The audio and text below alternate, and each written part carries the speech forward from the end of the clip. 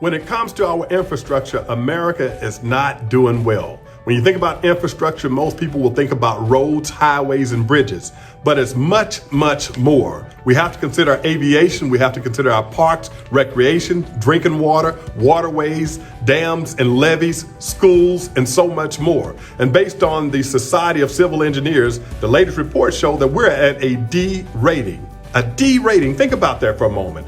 That is simply not acceptable, and it's costing Americans in so many ways. We hadn't seen anything major done with our infrastructure since Franklin D. Roosevelt and the New Deal, and that's decades ago. And so it's long overdue that we do something. It's costing Americans and it's costing Texans in so many ways. 3 ways I'll point out it's costing us. It's costing us with traffic congestion, consumer costs, and risk. When it comes to traffic congestion, most Americans are spending about 6.1 billion hours in traffic congestion, 3.1 billion gallons in wasted fuel.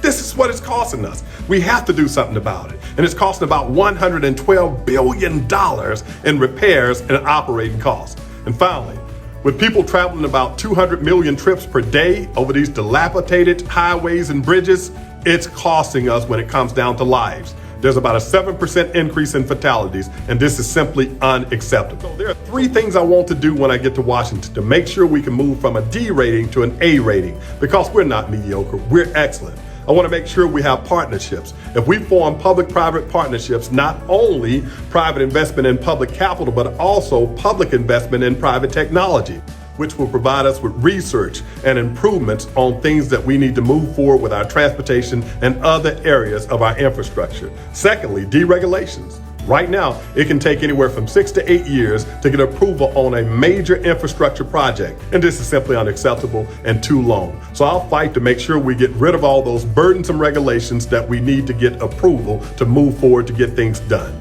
We're crumbling with respect to our infrastructure, and a D rating is simply not going to be acceptable. From outdated bridges and highways to antiquated airports, failing dams, inadequate waterways, etc. It's time for the nation to go forward with repairs, upgrades, and the upkeep of our infrastructure. If we don't do it now, it's going to cost us. But if we wait until later, it's going to cost us even more.